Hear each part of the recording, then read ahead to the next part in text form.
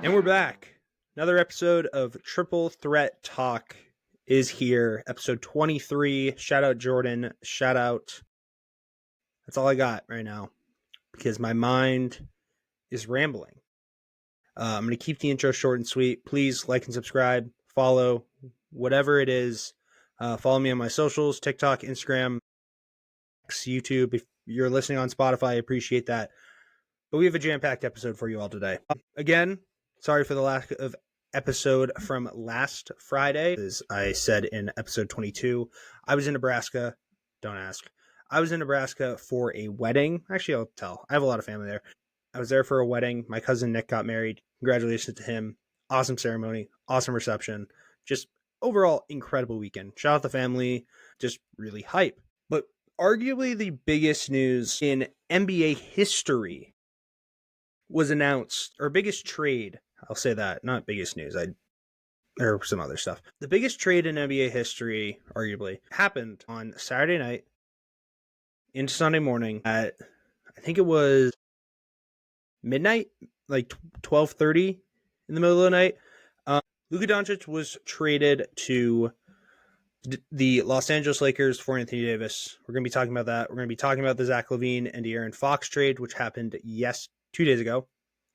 On Sunday, and more Jimmy Butler rumors. We're also going to go through the games, but everything like that. But we're just going to get right into it. Luka Doncic was traded from the Dallas Mavericks to the Los Angeles Lakers for Anthony Davis, Max Christie, and a 2029 first-round pick. In return, the Lakers got Markieff Morris, Maxi Kleber, and Luka. The Jazz also got 2 second-round picks, one from the Clippers, one from the Mavericks, and I think Jalen Hood-Schifino. Let me double check that. Let me just double check. Sorry. I'm so sorry about this. I know I should have the trade details up.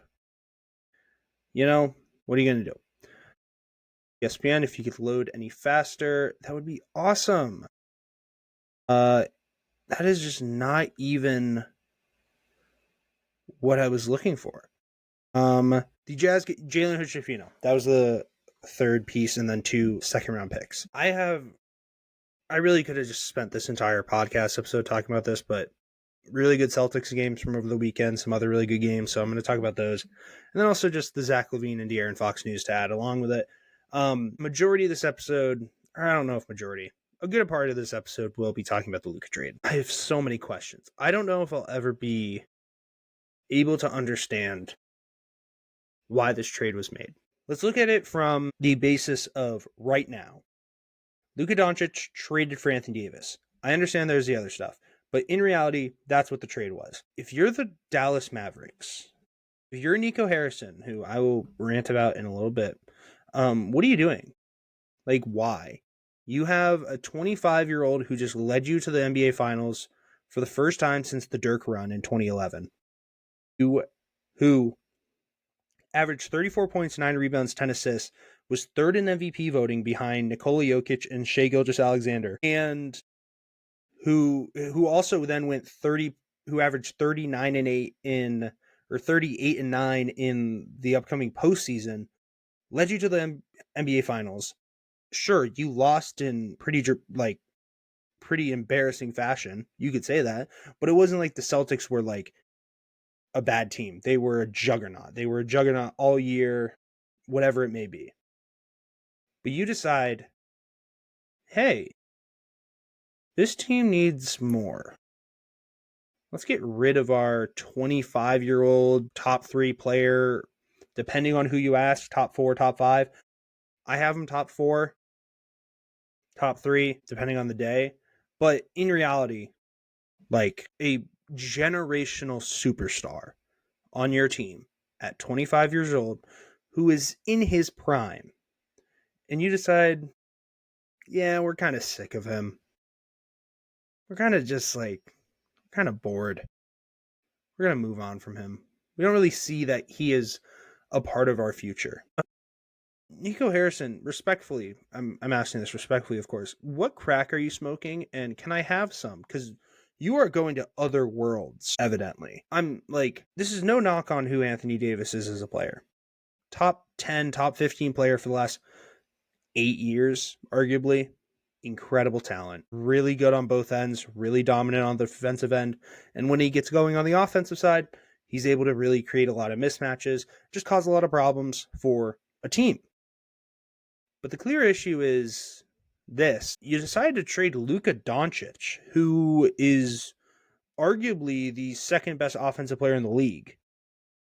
And some would say first because of his shot making ability, shot creating ability, his pace of play, his speed, his quickness. Sure, not the fastest player, but his balance, his overall just ability to create offense. It's pretty good. I like I really can't understand. I won't understand it until like I'll never understand it. You decided to trade a 25-year-old who is in the midst of his greatness, in his prime, and you trade him away for a 31-year-old who is constant injury problems, who has had nagging injury issues for the last 4 or 5 years. The 1 year where he was consistently always healthy was in the 1920 season, and they won it all. Great. But that was a 26, 27-year-old Anthony Davis. That was 4 or 5 years ago. Like, we're long past that. Like, I'm at a loss for words. Dallas, what are you doing? What is it with the Timberwolves and the Mavs saying, yeah, we just made it to the Western Conference Finals? You know what we really need? Team-altering trade that could ruin the dynamicness of our offense for the latter part of 4 or 5 years. Why? Because it's some money stuff? You're an NBA team. You have the money. Why wouldn't you want to pay the guy who you traded up 2 slots to draft? And also, like, the team that was some good Kyrie performances and some good role player performances away from winning an NBA championship. Why are you trading that away? I would get if it was Kyrie, because Kyrie is on the older side. He's like 32. He's older than Anthony Davis. His contract is coming up to an end. And sure, like, it would then cause issues with, like, and I know it's a lot of it is the money stuff where you can't really trade for Kyrie because of Anthony Davis's upcoming contract, and then it would cause issues there, yada, yada, yada. There's no reason to make this trade. As you guys know, I'm a Celtics fan. Through and through a Celtics fan. But I feel bad for Mavericks fans. Like, you take away the player who Dirk literally was like, this is the next guy. This is the guy who's going to bring you to where you need to be. And you say, Rob Pelinka, would you like a get out of jail free card? What do you think Rob is going to say? No? Like, the moment that this dropped, the moment this happened, it was post reception. I was literally ready to go to a bar. Just hopped out of the shower, checked Twitter, and I see a Celtics account that I follow posted, yeah, okay, that's funny. And it was Shams tweeting the details. He knew that this was such a big deal and such a big trade that even he had to say, no, this is real. This is real. These are the details. These are the specific details. Like, what? It blows my mind how easy a job like the NBA GM position can be. There are obviously the difficulties of it. Finding new players, dealing with contract situations. But the Mavericks had their guy. They had the guy that was going to get them to the place that they needed to be, and they just let him go for... Really? I understand Anthony Davis has a 3-year deal after this season, but it's a $150 million deal. You're going to pay an aging Anthony Davis, who's by the end of the deal is going to be 34. You're willing to pay him $150 million over the next 3 years? Sure, I get it. It's Anthony Davis. Very good player. But this is Luka Doncic we're talking about. Like, in reality, he is one of the best offensive players in NBA history, one of the best offensive masterminds in NBA history. Like, I know this is a lot of like me just like struggling to find the words. For the Lakers, it's a great deal. You get your guy for the next 10 years. Because why the Lakers aren't going to do the dumb trade and get rid of him unless unless Luka walks and he wants to go somewhere else. It's not a bad trade for the Mavericks. Like, you look at their roster and it's like Kyrie at the 1, Clay at the 2, PJ Washington or Najee Marshall at the 3, AD at the 4, and then Daniel Gafford and Derek Lively, whoever is healthy on the night, at the 5. Like, sure, it's great. But, like, really? It's not like AD has been an MVP candidate all season. You want to know who has? Luka Doncic before he got injured and then ultimately, sadly, had to take himself out of the race because of the 65 game rule in the Players Association. And the more and more details that are revealed from this, with the Nico Harrison just talking to the Lakers, Nico Harrison in the Jason Kidd press conference, and him basically saying, I don't care about this job, I'm only having this for 3 or 4 years. Okay, let me just rattle off some things that are going on in my brain right now. First off, how do you only get 1 first round pick in return? Nikola Vucevic is valued at first round pick value. You're telling me you got the same amount of first round picks for him, or for Luka Doncic, as you would have for him? I understand Anthony Davis is there, but I'm just specifically talking about the future that like right here. And I know there are reports like, oh, Luka's 270. Oh, Luka's conditioning is so bad. He can turn it on. He will be fine. Okay? He'll be just fine. But to sit here and say, oh yeah, like Luka's conditioning is such a big issue that it's really going to cost. No, it won't. It just won't. We saw him play over 100 games last season. And sure, there was wear and tear, but who doesn't have wear and tear? It's the NBA. That's like expecting a football player to go in through a 16-game season and be like, you're perfectly fine, right? Be like, no, they're going to have an injury. Doesn't matter if it's a pulled hamstring or if it's a hurt shoulder, they're going to have something. Like, sure, he isn't the same Luka that he was when he was drafted, but it's not like he isn't going out there and slumping around like Zion from time to time. He's not Anthony Richardson having to tap out of a game. The only time he's coming out of a game is if he's in foul trouble or if he really needs a break because he just played an entire quarter. Is he a defensive liability? From time to time, yes. But there are very few players who aren't a defensive liability. And what I mean by that, not so much in terms of, like, there are obviously players who are very elite defensive players. But what I'm saying is, it's not like Luka is the easiest matchup in the world to go against. If you put Trae Young against Luka, Luka isn't going to have the best time with the shiftiness, but if you try and size him up, I'll take the 6'7" guy over the 6 foot or 6'1" guy any day of the week. Drew Holiday gave him issues. Why? Because Drew Holiday is a otherworldly defender. Luka Doncic can go one-on-one against anybody, except maybe Wemby.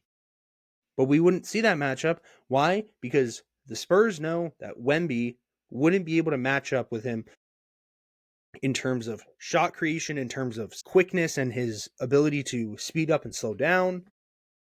Like, it just doesn't make sense. I understand he needs a new contract coming up in 2 years if he, or not this offseason, but the following, if he doesn't accept his player option. But guess what?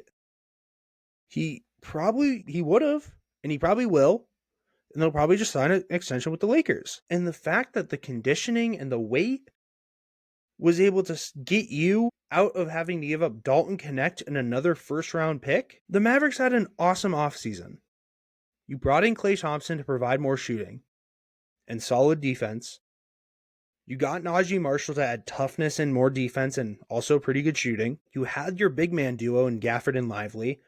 PJ Washington, Najee Marshall, and Klay Thompson, Spencer Dinwiddie. Those were your 4 guys who were able to balance it out. And then you had Luka and Kyrie. I'm sorry, but that's a pretty good lineup. That's a really good lineup. And so when you see this and you say, let's just move on from the guy who came in 3rd place in MVP voting, I think 2nd place maybe the year before, or no, 2 years before that. We're talking about a guy who is a 5-time first-team All-Pro. And if you don't know what that means, which I know you do if you're still listening to this episode, you're still listening to me jargon on about basketball. If you're a first-team All-Pro, that means you're top 5 in the NBA at playing basketball. That counts defense and offense. Sure, in a vacuum, there are plenty of times where Luka Doncic isn't an incredible defender. There are times where Jason Tatum isn't an incredible defender. There's also times where Giannis gets put on a poster or gets exposed defensively. Same with SGA, same with the Jokic. But there's nobody who has the offensive mastermind, and I know that people can say Jokic, but Luka Doncic is a pure 3-tier level scorer with a godlike playmaking ability who is LeBron-esque understanding of the game. And you decide to trade him, and then Nico Harrison goes into the press conference and is like, yeah, Jason and I, we came up with this decision together. Jason wouldn't have done this. Jason Kidd wouldn't have sat there with his right mind and said, yep, let's trade away our best player who brought us to exactly where we need to be. Let's trade away this MVP caliber player for a guy who could easily want out in 2-3 years and also is aging a lot faster because of his injury history and doesn't have the total reliability of being there every night. And by the way, in regards to our future, let's only get one pick. To a team that when that pick is going to happen, it will be in connection to Luka Doncic because Luka Doncic will probably still be on the Lakers. I mean, the Mavericks just gave away their title hopes for the next 3-4 seasons, 5 seasons. We always talk about who's going to be the next this. There ain't nobody else like Luka out there that's going to be knocking on the door saying, hi, I'd like to play basketball for the Dallas Mavericks. I can't wait. Just please let me know when my opportunity is. You were able to get away with a silver platter from the Hawks. I get it. The Hawks got Trae Young, and that has been their franchise for so long. But like, really? You can make some crazy trades in NBA 2K. You can't make that trade in NBA 2K. NBA 2K is probably saying, we want 2 more first-round picks or maybe another. Like, really? The Mavericks are going to be like, they'll probably make the playoffs again because as much as the West is loaded, the Mavericks are still a really good team. They'll be there. They might make it they might make it to the second round. I don't think so. I don't know. If they do, they're going to lose to either the Nuggets, the Lakers, if they get there. Either the Nuggets, the Lakers, the Grizzlies, or the Thunder. You also lost the entire hope of having a stable franchise or stable fan base, that is.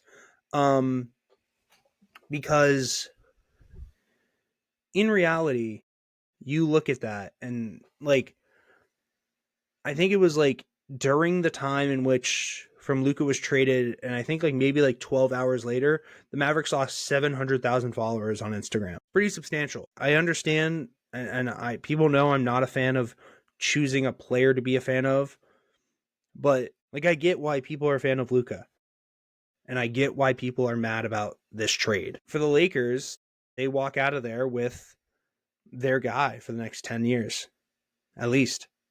They're going to sign him to the massive contract, which thankfully they don't have to pay another extra $118 million to do so.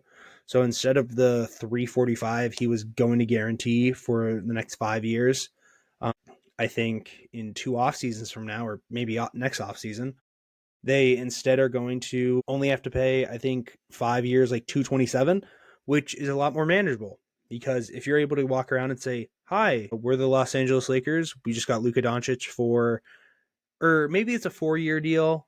Anyway, I don't know. But hey, we got Luka Doncic for $117 million cheaper. There's going to be a lot of people in that front office that are going, oh my God, that is fantastic. That's the best move we've ever done. Nico Harrison just gifted the Lakers an opportunity to be back on the map. LeBron won't be there in 3 years. He'll be there. I think next season will probably be his last. And that's going to alleviate some cap space when new free agents come. They won't be having to pay $50 million to LeBron, and they can divvy it out to 2 or 3 players, whatever it may be. But to like Just give him that. Like, okay, if the Mavericks walked away with a 25 and a 27 first round pick, then you kind of look at it and say, not horrible. Still not great, but not horrible. Because you walked away with 3 first round picks, a guy for the next 4 years, and everything like that. But you didn't. You just didn't. You basically let him walk in exchange for Anthony Davis. Because the 2029 pick will be not really worth it. It won't be that great. And it's just like, what are you doing? You can't do that. Like, you really thought, yeah, we're going to give up Luka Doncic and we're going to be just okay. Nico Harrison is literally sitting in his office going, I won't be here in 4 years.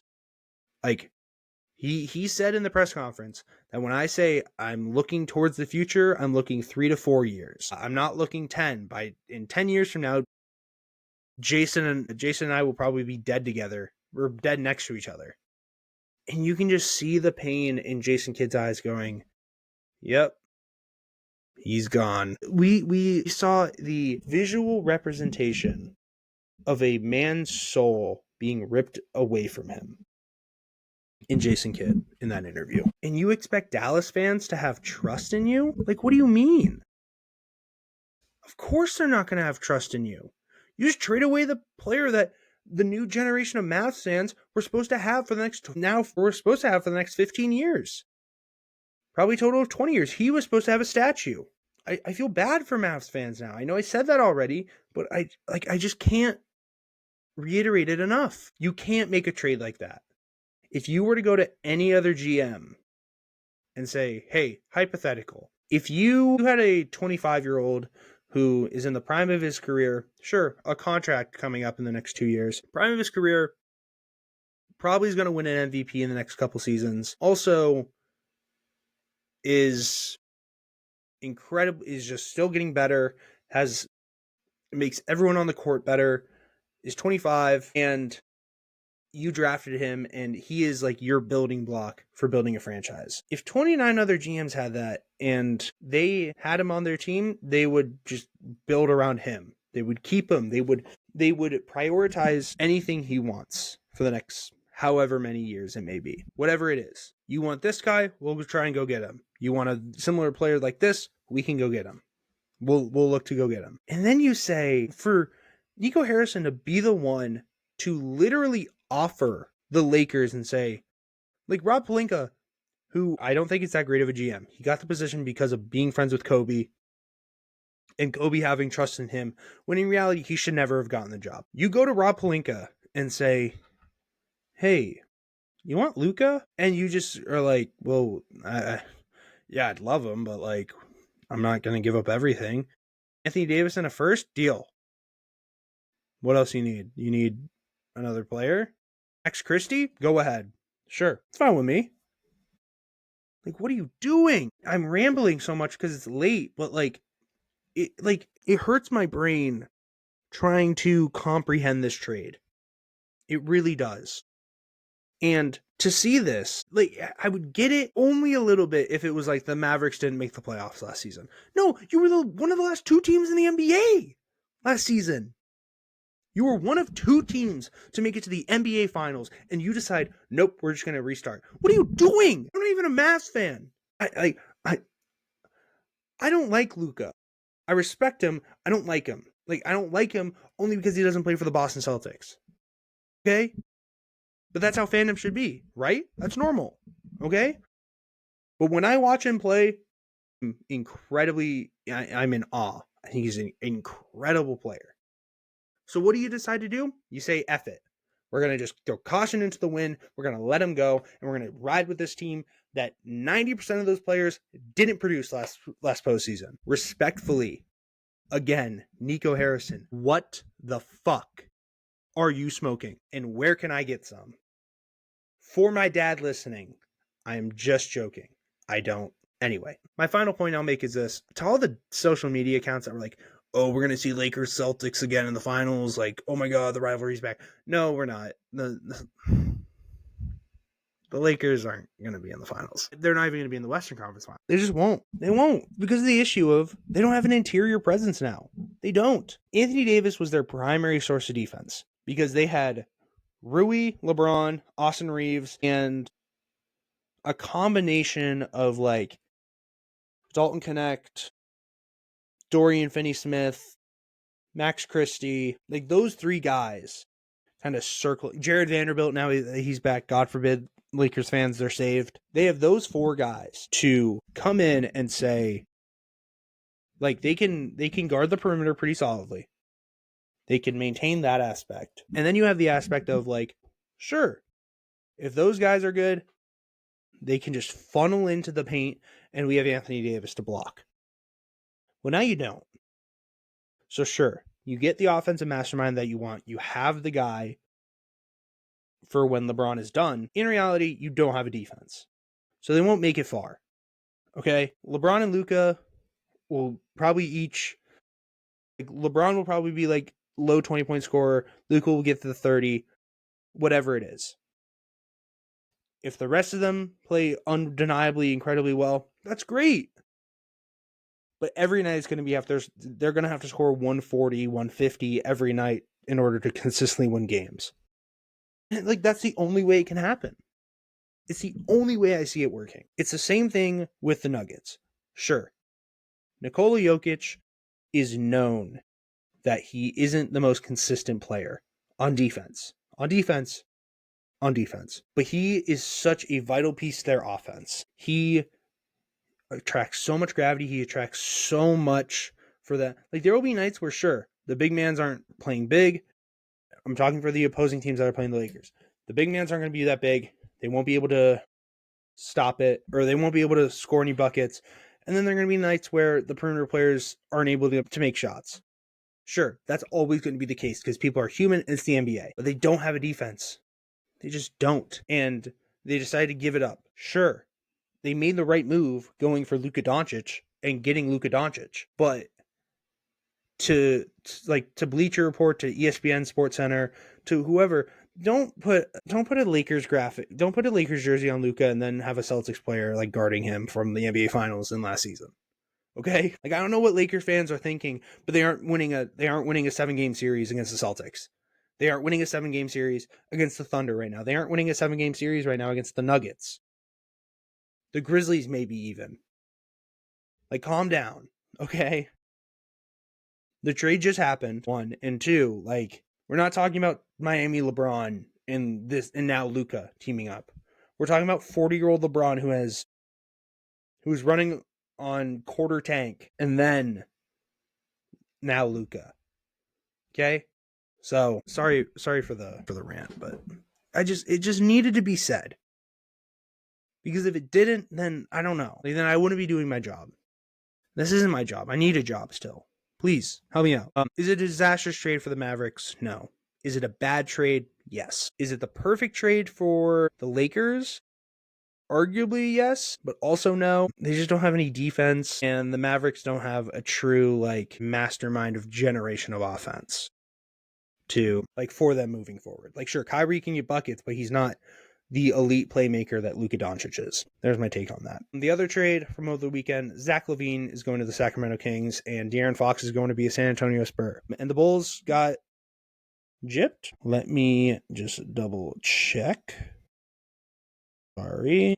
Again, I am sorry for the not lack of, but that's old news. Where is it? Okay, there's the deal. Okay, so the San Antonio Spurs get De'Aaron Fox and Jordan McLaughlin. Sacramento Kings get Zach Lavine, Sidy Cissoko, the 2025 first-round pick for the Hornets, the 2027 first-round pick for the Spurs, 2031 first-round pick for the Timberwolves, 2025 second-round pick from the Bulls, 2028 second-round pick from the Nuggets, and the 2028 second-round pick from the Bulls. And the Bulls get Zach Collins, Trey Jones, Kevin Huerter, and their own 2025 first-round pick. Thank God that they got that in return, because the Bulls aren't great. So they really are getting a pretty solid, like, they're getting like a top 10, top 50. They're getting a lottery pick back, which is good. Zach Collins, Trey Jones, I think he's great. If he becomes the player that his brother is, that is awesome. Kevin Huerter, really solid shooter. Zach Collins, he's not good. Anyway, that's not the main reason why I'm talking about this trade. It's because of the other two teams. I'll talk about the Spurs first. San Antonio got their guy. They got the point guard that they needed for after Chris Paul. Let's be real. Chris Paul probably will retire this year. If he doesn't, then he has one more year. But the tank is running on empty, damn near empty. I don't know if he'll go into coaching. I think he should. But they got De'Aaron Fox. What this really does is cause a lot more gravity to not just be hit or not just be put on Wemby. For reference, not this offseason, but the following, De'Aaron Fox is an unrestricted free agent. So that's good to know. He will probably re-sign because he will probably want to stay and play with Wemby. You add a very talented scorer, you add a very good player in De'Aaron Fox, somebody who moves the ball around very well, and you didn't really give up much for him, if anything. You kind of just got the load in. You gave up a pick, but by 2027, you'll be good.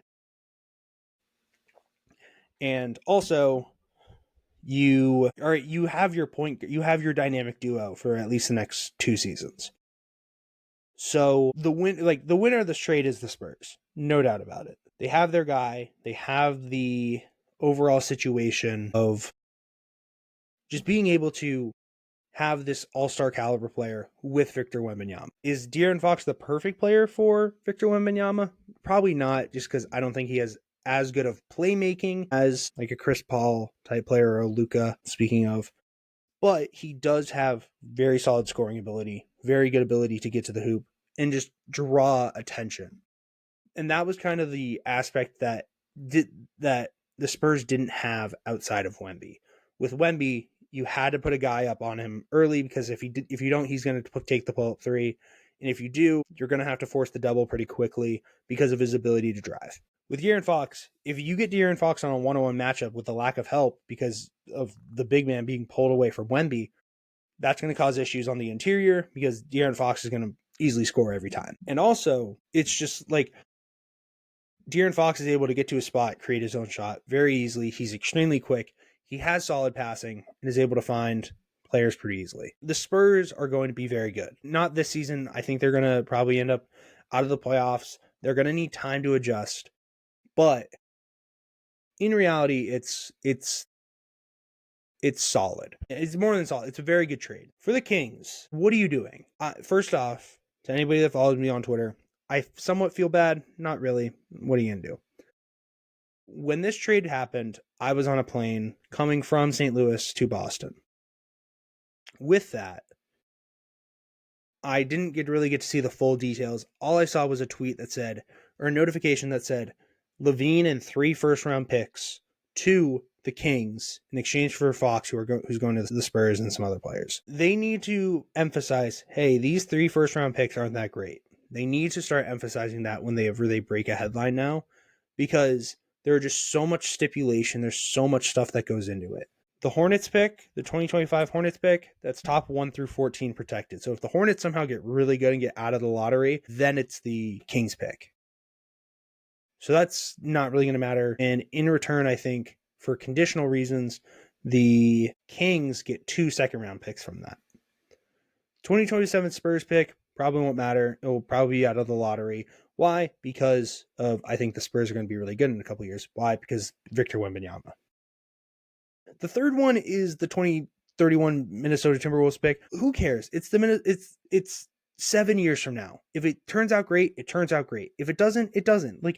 That's not a great pick to make when you're trading away a franchise player. When you're trading away a guy you drafted and brought you to your first playoff series in a long time and in over 20 years and everything like that. But the real question is, why Zach Lavine? Why did the Kings need Zach Lavine? Because they don't. Sure, a very high volume scorer, 20 has a potential to score over 30 points pretty consistently. No doubt about it. But in the aspect of you're sitting there and you look at your roster, you have to look at the name that you just signed over the offseason in DeMar DeRozan, and you have to go, wait, didn't they play together in Chicago? The answer is yes. And also the aspect of, okay, so they play together. Did they do well? No. They didn't make it to the playoffs once. And I get it. It's different when those two guys are the main guys. But now there's only one guy above them in Domantas Sabonis, who will obviously attract gravity for both of them. But really? You decide, yeah, we need to, it's clear De'Aaron Fox wants out. That's fine. But you could have made a deal with San Antonio pretty easily for just some picks, and you would have probably had a better result. And so it's moments like that with a team, and you're just like, really? That's the trade? The Spurs win this one easy. They got their guy. They only gave up a pick, a second rounder, and then they gave back the Bulls, and then they gave the Bulls back their pick, I think, from the DeJounte Murray trade. So it's shout out to the Spurs for really just overall a really good trade. But I just don't get it for Sacramento. Zach Lavine, very good scorer. We've seen him as a second or third option. He isn't really as effective. And we've seen it with DeMar DeRozan before. That didn't work incredibly well. So why are you trying to do it again? It is trades like this that really questions, it gives me questioning about the NBA as a whole in terms of the GM position. Because you'll have GMs like Brad Stevens, Sam Presti, who are just masterminds and understand their philosophy of all right, I understand this works well. I understand this works well. Let's do this.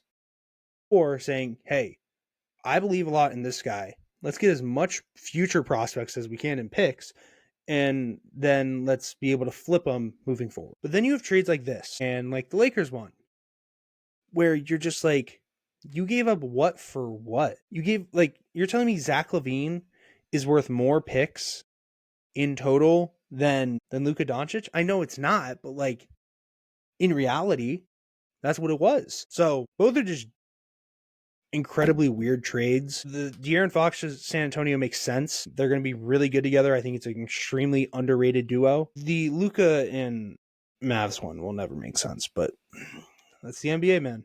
NBA Twitter is back. Third topic in regards to trade rumors, Jimmy Butler is the Heat have lowered their offer for Jimmy Butler, which I think just gives Jimmy the win-win. I saw a Twitter post about this, so I can't remember from who. So whoever that guy was, credit to you. It's a win-win for Jimmy. If Pat Riley trades him to a shitty team, then he won't get much in return. And Jimmy is able to just be like, haha, suck it. You didn't get anything from me.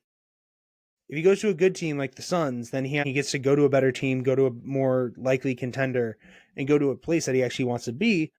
And then he gets to shove that in Pat Riley's face. So what does Pat Riley do? I don't know. The fact of the matter is, the Warriors, I think, are back on the table. The Suns are obviously on the table, but I think Bradley Beal wants to stay in Phoenix, so I don't think he's going to be waiving his no trade clause anytime soon. And also the aspects of it just isn't something where a lot of teams are just not really wanting to deal with the whole Jimmy Butler situation. And that's completely understandable. With that being said, it doesn't make sense. It never will. But, it is what it is. What a week. Oh, my Lord. All right. We're 50 minutes into this episode, or I'm 50 minutes into recording this. So let's get into games. It's going to be a quicker game time. I wasn't able to watch a lot of these games because of the wedding. Shout out to the Aussies. They were great. But yeah, I'm just going to give some quick thoughts on these games. I did watch the Celtics Pelicans game, or at least the last couple minutes of them. Celtics defeated the Pelicans 118-116. Jason Tatum, 27.6 rebounds, 10 assists. Jaylen Brown, 28.6 rebounds, 4 assists. Kristaps Porzingis, 16 points, 5 rebounds, 6 assists, 3 steals, and 4 blocks. And Derek White, 16 points, 4 rebounds, 3 assists, 2 steals. This is the type of game the Celtics need. The balance of JB and JT, or if JT takes over and JB takes a step back, or vice versa. And then the balance from Kristaps, Derek, and Drew.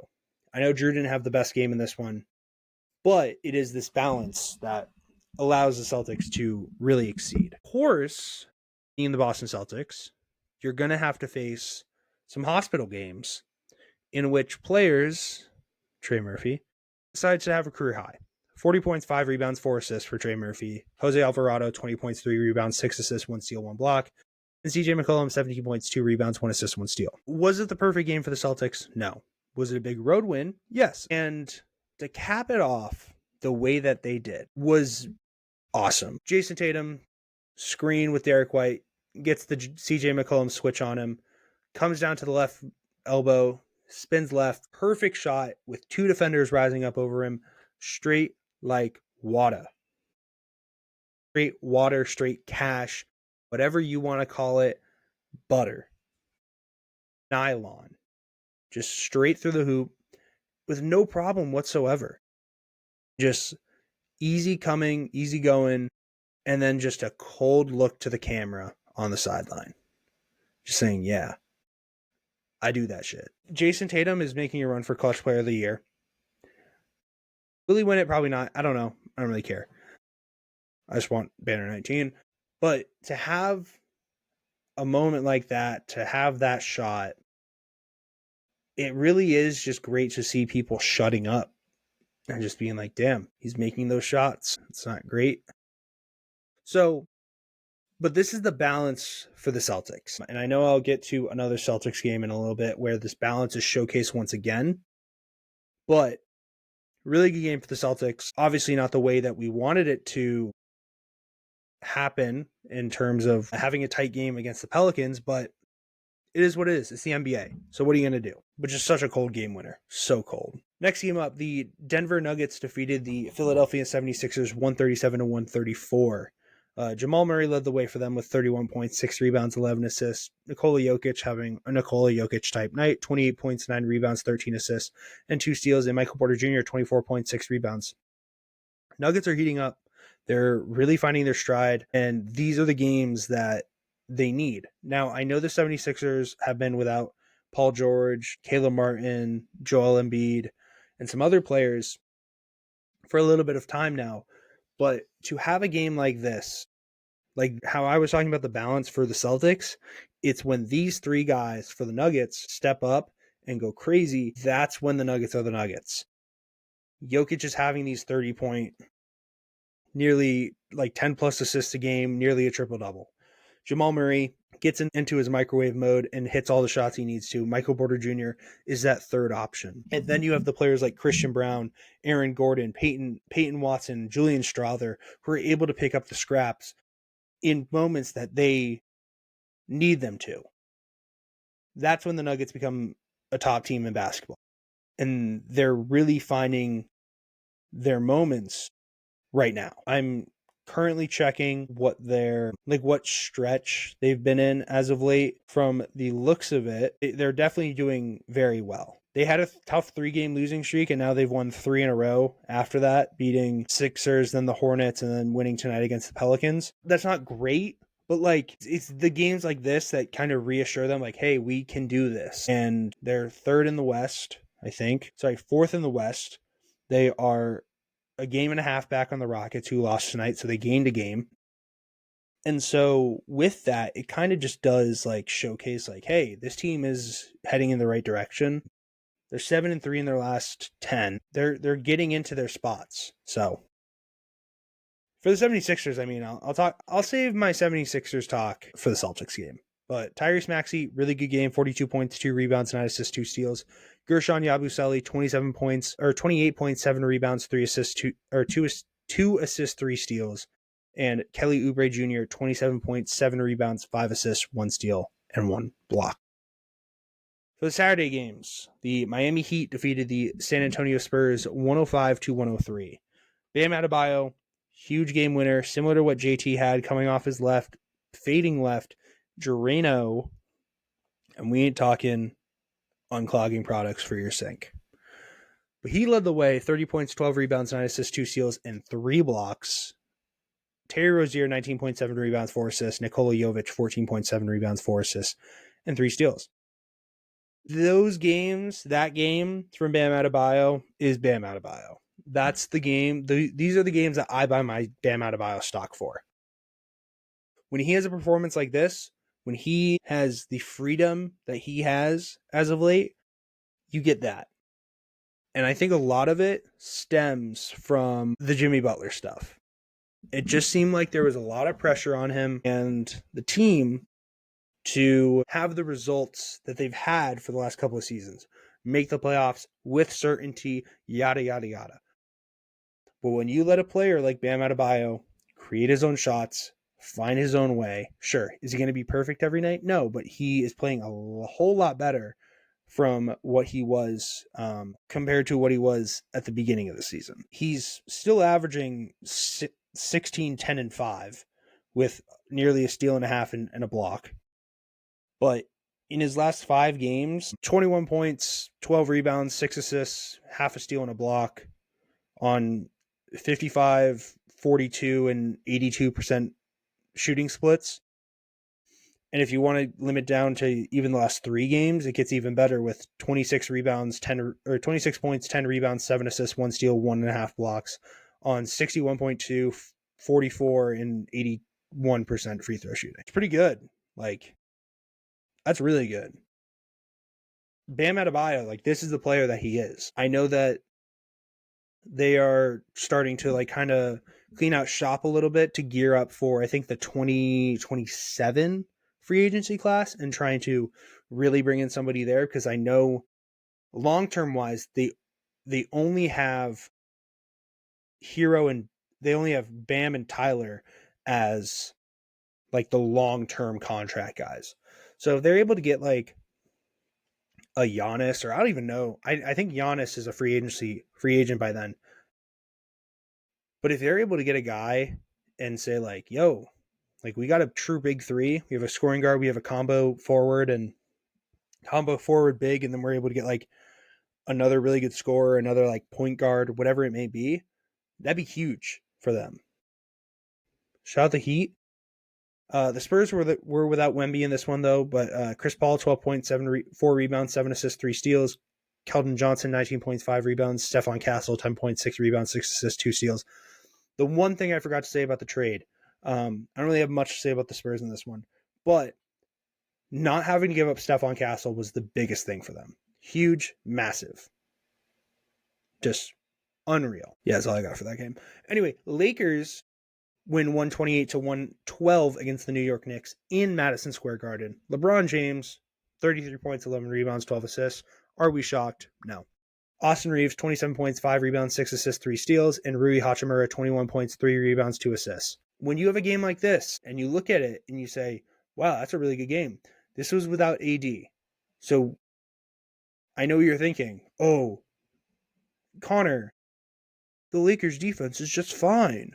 They're going to be perfectly okay.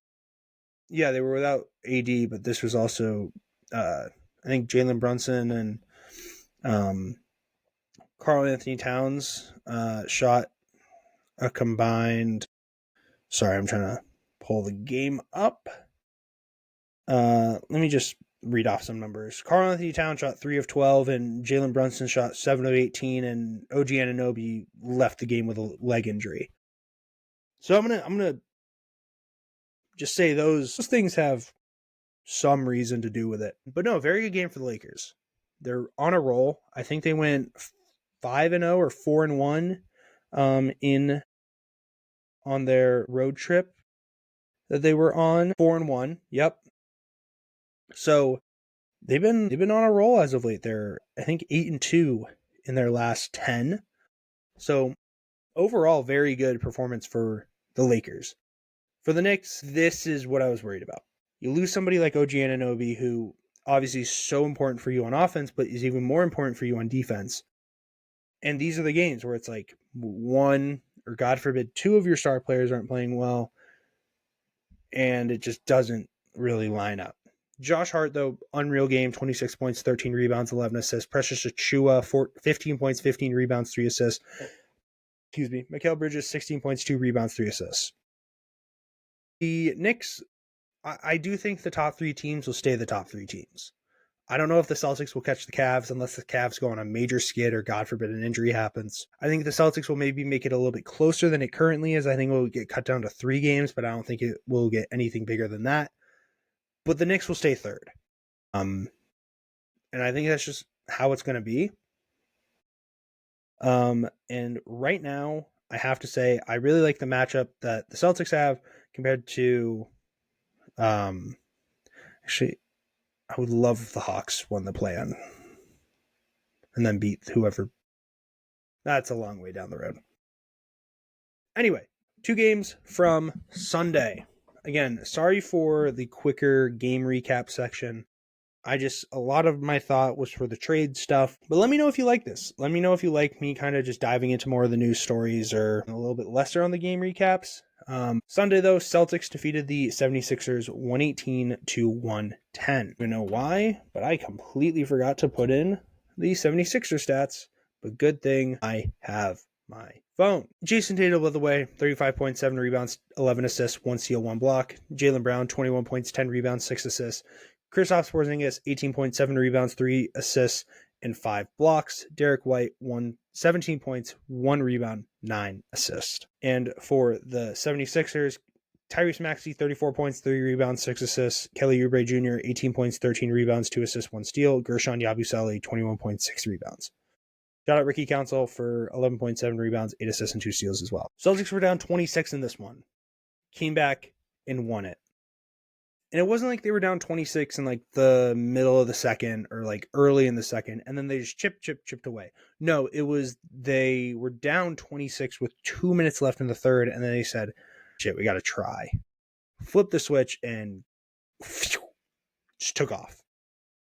There were multiple times where the Celtics went on like 8-0 runs or 10-0 runs, whatever it may be, but they went crazy in this one. And a lot of it had to do with the second half performance from the Jays. Jason Tatum had 25 points in the second half on, I think, 80% shooting, and Jaylen had like 14 points in the second half on like 70% shooting. Those are the games we need. When Jason Tatum is making his threes and not taking just like random pull-up threes and like letting the offense develop, or just trying to like get down to the bottom of the shot clock and then pull up from 3, then it's working. It's like if he's not taking those shots and he's getting to the lane, if he's getting to his spot on the 3 or to the mid-range and he's making them, then that's when the Celtics really start cooking. When Jaylen isn't trying to constantly facilitate the ball, I'm all for Jaylen Brown, by the way. Do I think he is incredible as a true attempt at a playmaking point guard? No, but I think he's very good at reading a defense on a catch and turning and looking. Kristaps, awesome defense. Not the best shooting percentage, but overall was able to provide very valuable minutes. And Derek White is back. This 17 points, a lot of them came from threes in the fourth quarter and late in the third quarter. And it's just it's just the aspect of kind of that, like it is like Derek White had 4 threes in the last 2 quarters. He combined in the last 2 quarters, he had 14 of his 17 points. It's when these guys realize like, oh, we can turn it on, or, oh, this matchup is a lot easier for us, or when the shots are falling, that's when they get in their rhythm. And I think a lot of it is just like sometimes the shots aren't falling at the beginning and then they get lackadaisical, thinking that they will go in, and then it kind of results in the defensive end.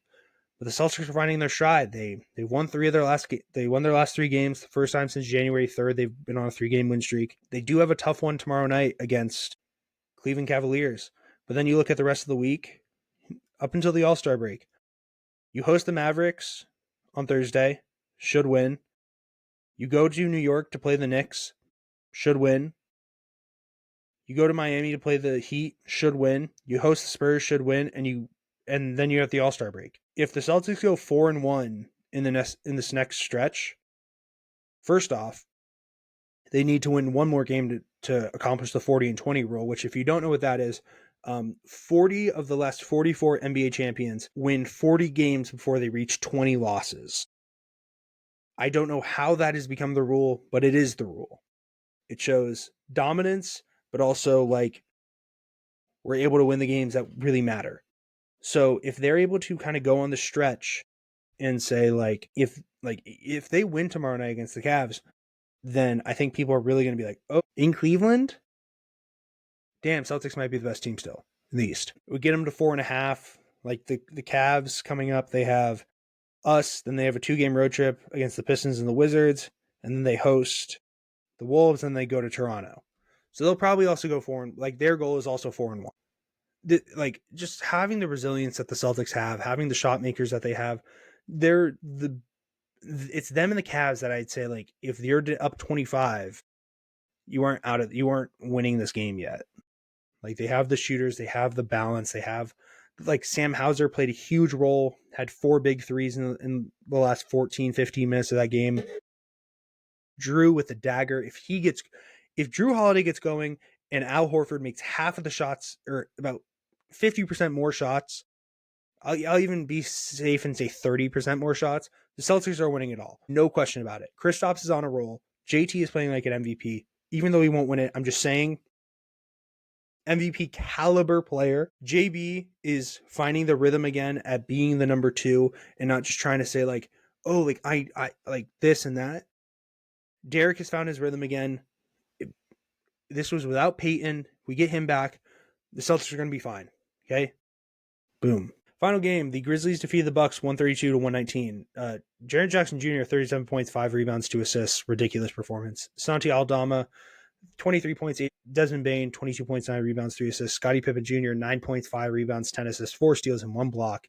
Gigi Jackson is back. I know he was on a minutes restriction in this game, but he played tonight against the Spurs.